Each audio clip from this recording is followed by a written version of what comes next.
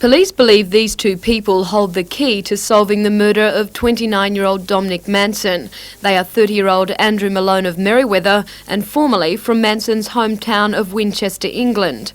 He is described as 180 centimetres tall, of solid build with short black hair. With him, police say, is 19-year-old Billie Jean Kirk, also of Merewether. She is described as 164 centimetres tall and of medium build. Her hair is now thought to be dyed either auburn or brown.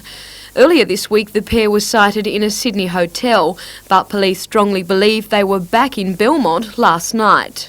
According to police, the day after Manson's body was found bound and weighted in Lake Macquarie, a house in Bellevue Road, Belmont South, was broken into. The aim of the robbery was to retrieve documents on a boat hired 2 days before. Last night, a car at the same address was also broken into and a chequebook and wallet stolen. Police say they have reason to believe the pair are still in the Newcastle area and are checking local hotels, motels and caravan parks. Anyone with information is urged to contact Belmont detectives.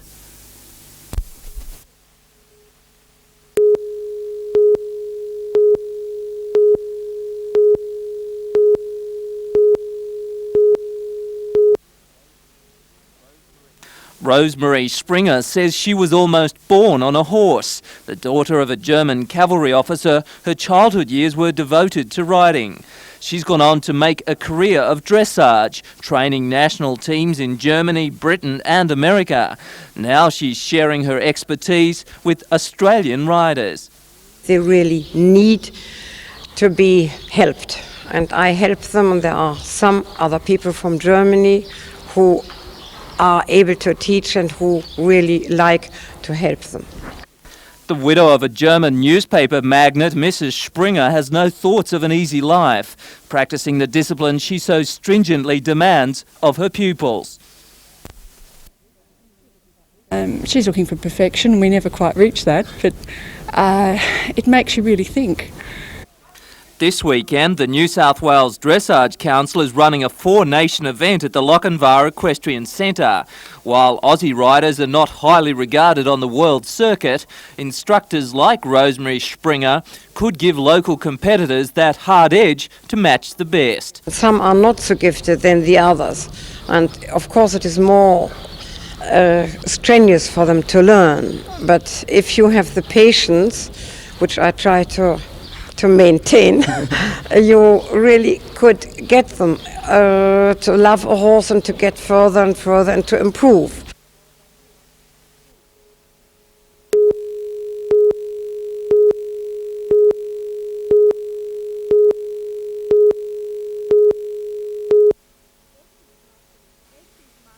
Air Chief Marshal Hine is in Australia for the Air Power conference held last week in Canberra. Before going home to London, he couldn't resist trying out Australia's best, the FA-18 Hornet. Absolutely marvellous.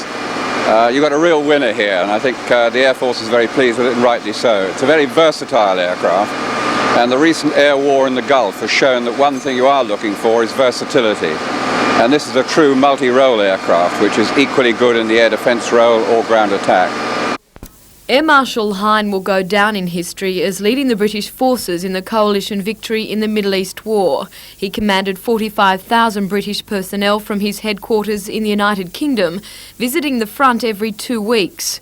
Working closely with other Allied chiefs, Air Marshal Hine was in constant communication with US General Norman Schwarzkopf, better known as Stormin' Norman. He's a very impressive man. He's the most impressive leader or commander-in-chief that I've met in more than 40 years' service.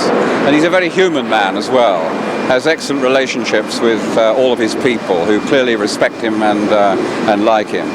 But he's not in any way the gung-ho general, which you may think he is as a result of his television interviews. He's a very clear-thinking strategist and tactician. General Schwarzkopf maintained a high profile during the war. Most Americans believe the success of Desert Storm is owed primarily to him. So now the war is over, there's pressure for the general to run for presidency, a job his good friend Air Marshal Hine does not think he's suited for. He doesn't strike me as being that kind of man, to be honest with you. He has an astute political nose. but I would have been surprised if the political world attracts him. I think it's probably more likely he'll go into business and be very successful at that. While Williamtown is a long way from the Middle East, the tensions which continue to plague Iraq are never far from the commander's mind. Do you believe the forces should go back into Iraq? No, I think it was right to stop when we did, and we have to wait and see now whether Iraq manages to hold itself together. And I don't frankly think it lies in our best interest to see it disintegrate, but that's always possible with the Kurds and the Shiites in open rebellion at the moment.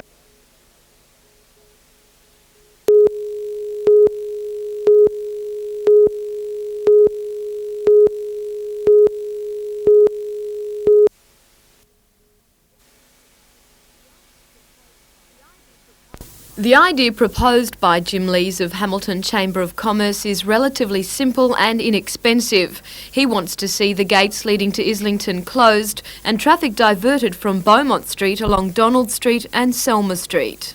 It'd get rid of the through traffic which is causing congestion and would then give us more car parking and make it more amiable for people who just want to get out and walk around the area.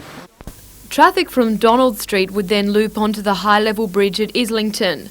Council has agreed to look at the proposal, but Mr Lees is keen to see it introduced right away so that revitalisation of Hamilton can begin in earnest. Tomorrow, as far as I'm concerned, the sooner the better.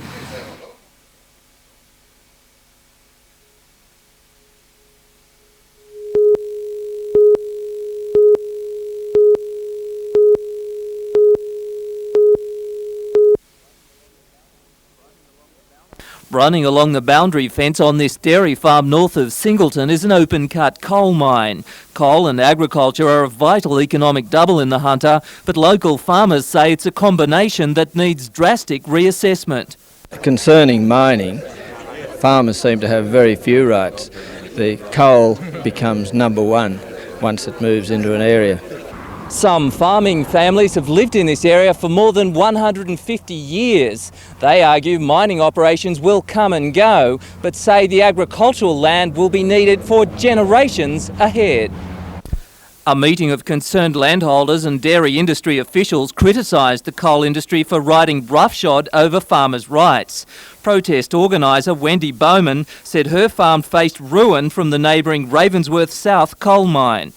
The dust, vibrations from the blasting, and now the Bowman's Creek is so polluted we have been told on no account to irrigate any more from that.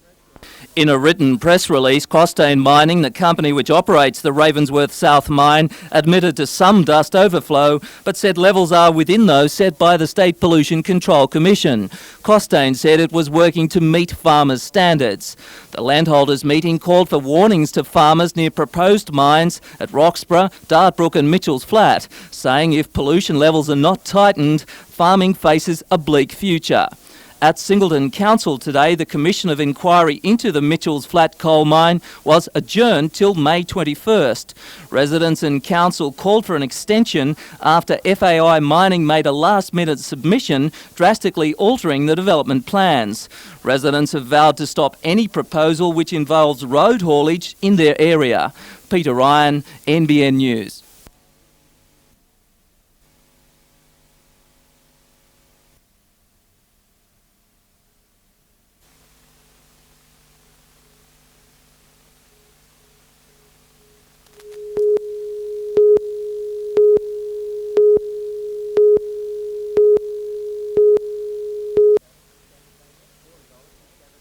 Lawn bowling has gathered momentum in recent times, with Rob Perella's win in the singles at the Commonwealth Games in Auckland and the Trans-Tasman Test Series held at the Cahaiba Club a fortnight ago.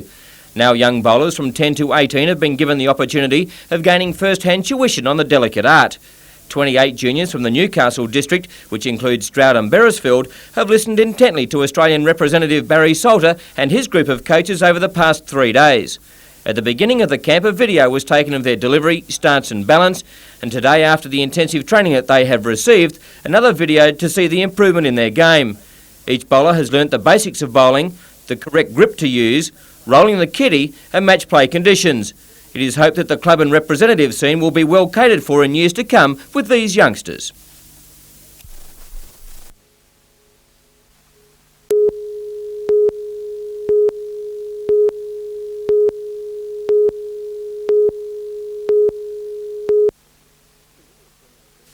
For years, women have been the unsung heroes of rugby league. Who runs the canteens? Who washes the club jumpers? Who makes sure little Johnny is looking like $1 million on match day? Who takes the kids to the games? In most cases, it's the mums, and now they want to take a bigger role. 50 women took part in a coaching clinic today that touched on all the playing aspects of the game, refereeing, sports training and coaching itself. It is hoped that the knowledge will be passed on to the up-and-coming players. The surveys have shown that by the year 2000, up to 85% of the teachers in primary school could be female, and there's a great lot of those here today. We've also got a number of secondary school students who do a sport elective in year 11 or year 12, and there's quite a few of those here too, plus plenty of mums who've come along who watch their boys play and part of clinics and that, and they're here today as well, and a lot of ladies who are part of committees. And there was mutual agreement as to what the ladies wanted to get out of the day-long seminar. I'm aiming to help my two sons. They've changed over to play football, and I want to make sure they don't get hurt in the game and learn the proper skills and the correct way of doing things. Well, just to get a better understanding of the game, I think. Like when I come along, I don't really know much about the referees, what they're doing and whatnot, so just to get a better understanding, that's about all. With plenty of determination shown in the drills today and the fierce hammering of the tackling bags, women emphasised their desire to be involved. Women make very good mini and mod coaches to start off with, and as they get the confidence then they can move further up the scale. Particularly I think there's a place for women teachers, female teachers in primary, try and keep league going in primary schools. And then of course in my case we can take our 14s and 16s or whatever in high school as well, but yes, there's very much a place for women in rugby league.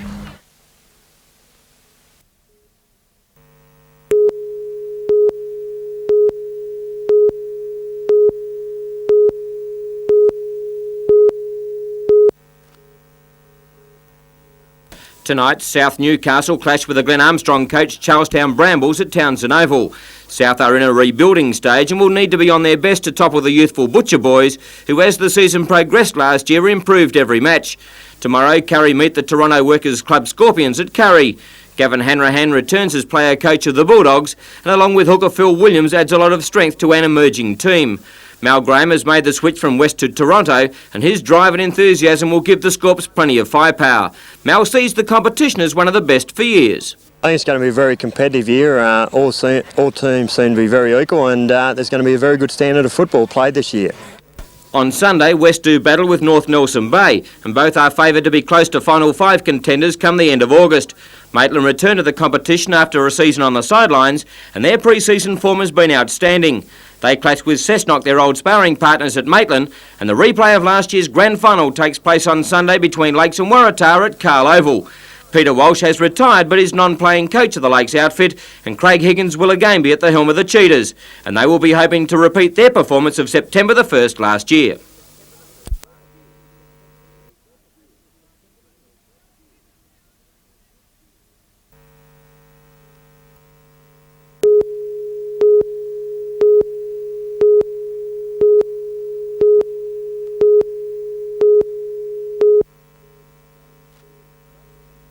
Richard Face spent the day inspecting some state-of-the-art sewage treatment facilities.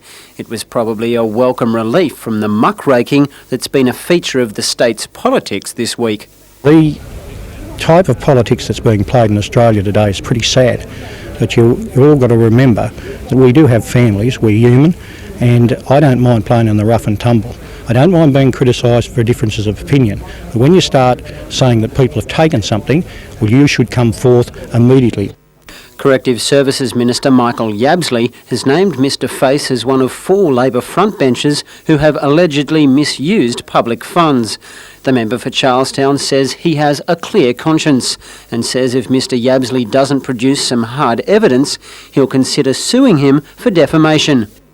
He has gone out willfully on a path of besmirching my character and saying that I've been dishonest, and that isn't the case. And in the time, if it's revealed that he has gone over the traces, I will take action against him. Bruce Mackenzie, NBN News.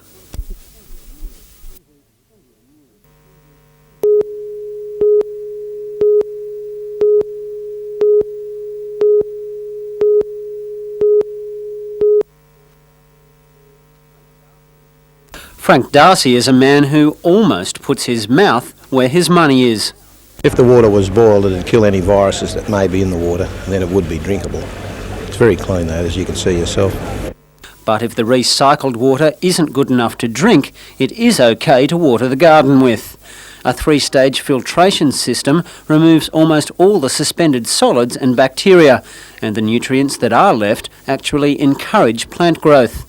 The idea is not a new one, but design improvements now see the Newcastle firm on the brink of a much broader market. I went to the World Plumbing Conference in London last year and thought I may have picked up some technology on domestic wastewater, and I realised when I came away that we were probably the leaders in the world at this level. So since then we've just worked on making some minor modifications so it can be more packageable, and now to move out of the Hunter Valley and to wherever.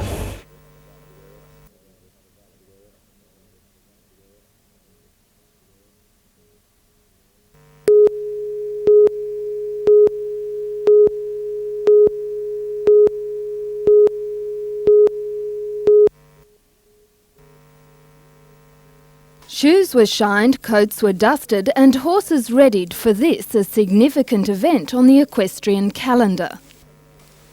It is Australia's only international dressage contest. Competitors from Australia, New Zealand, Chinese Taipei and Japan are taking part.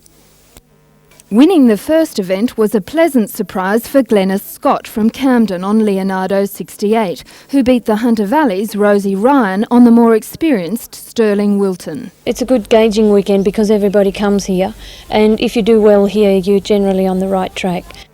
Tomorrow, riders will pick up where they left off. They will be competing in the Grand Prix event. Jane Anderson, NBN News.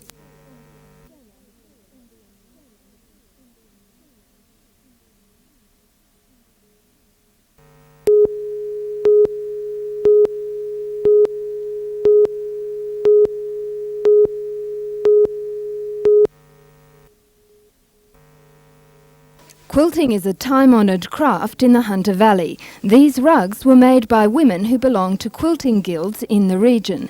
Each of the 62 quilts on display took hundreds of hours and a lot of patience to complete. Oh, I think it's the joy of making them and the love that you can put into them.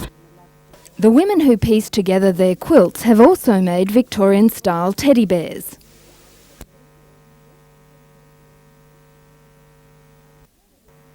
At the turn of the century, toys were scarce. Women made soft toys from scraps of clothing. Today, these handmade bears are just as popular with kids. But as for whether these teddies will be going to a picnic...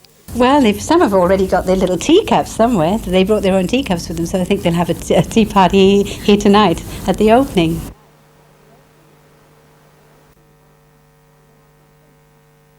Jane Anderson, NBN News.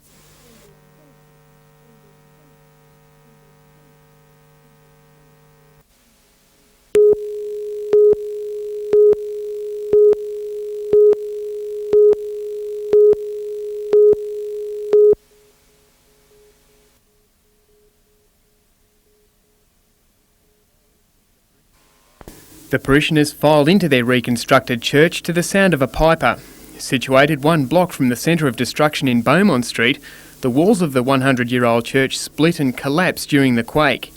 The church hall was also damaged, spilling its facade into the street. With the $750,000 rebuilding now behind them, the congregation packed the church in thanksgiving.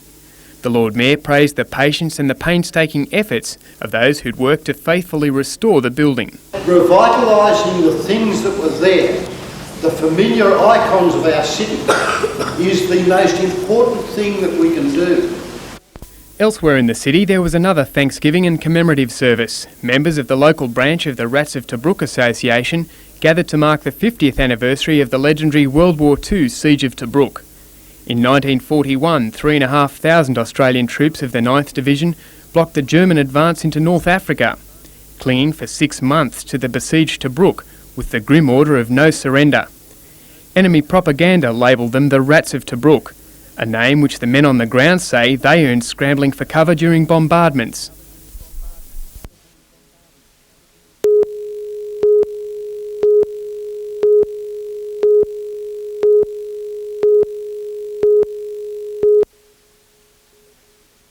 The Mayfield Residents Group has been active ever since Cleanaway proposed building its waste treatment facility in the suburb last year. Vocal resident meetings like this one quickly changed the company's mind. Spurred on by that victory, the group has vowed to clean up Mayfield and Tighes Hill. According to the group, pollution in the area has gone unchecked for far too long. I think the SBC has been badly at fault on many issues around Newcastle. I think pollution around Newcastle certainly as bad as it has been, and we've been here, 40 years in this area, and at a time when the companies seem to be trying harder, the pollution over the last few months has certainly been worse. And the group is not stopping there. It says it will oppose the establishment of any new heavy industry in the area. In that respect, then, if any other industry wanted to establish in Kooragang or in Mayfield, your group would be opposed to that? Well, we would want to have a very good look at it. Facing yet another battle with the group is Cleanaway. It has chosen Kooragang as the preferred site for the waste treatment facility. But the resident group believes even the designated industrial estate is too close to houses. At a recent Newcastle Council meeting, Alderman Wendy Bradley accused the resident group of exhibiting the not in my backyard syndrome. But the group says it is acting in the community's best interest. We want the public of Mayfield and the city and the region to be given a fair go.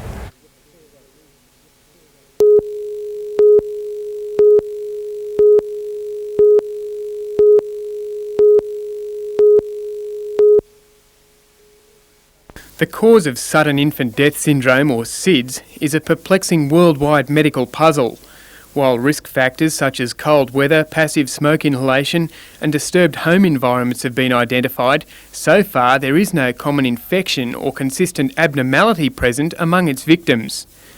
Dr Marie Gleeson of the Hunter Immunology Unit, based at the Royal Newcastle Hospital, believes she's found a small but vital link which could help predict which group of babies are at risk. This is a unique piece of information that we did not expect from our studies of the children, but hopefully add to this rather large jigsaw puzzle of what are the causes of SIDS and what are the predisposing factors. It has to do with the infant's first line of defence against infection and is measured through tests on saliva. The breakthrough came as a result of studies on a child with a respiratory infection prior to its unforeseen death from SIDS.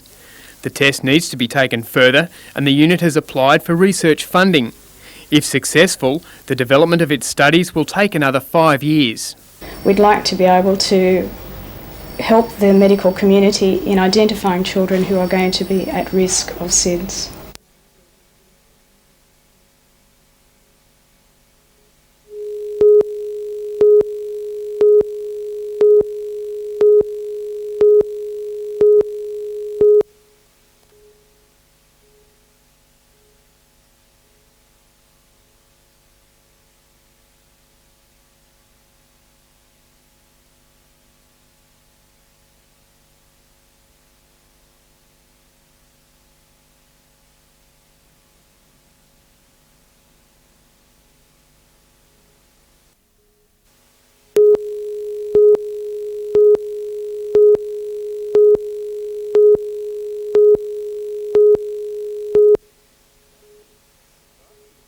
Last year's FIA Gold Cup attracted perhaps the finest field in the race's history, and thousands of punters flocked to the Gosford course to lap up the atmosphere. You could get 8 to 1 in the ring about Livingstone Lane, and those who did laughed all the way to the bank.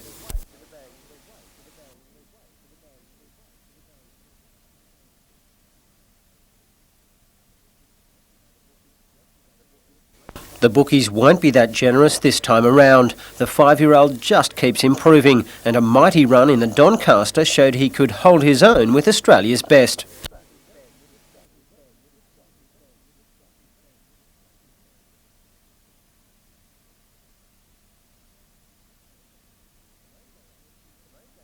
The main danger appears to be Newmarket winner Ricochet Rosie. She was too good for Livingstone Lane that day, and any overnight rain could see a repeat performance.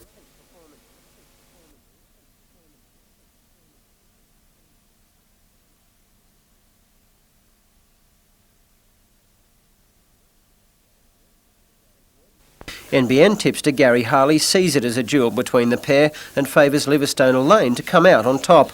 Iron Horse Stylish Century will saddle up for the 4th time in just 10 days, but could have the class to at least fill a place.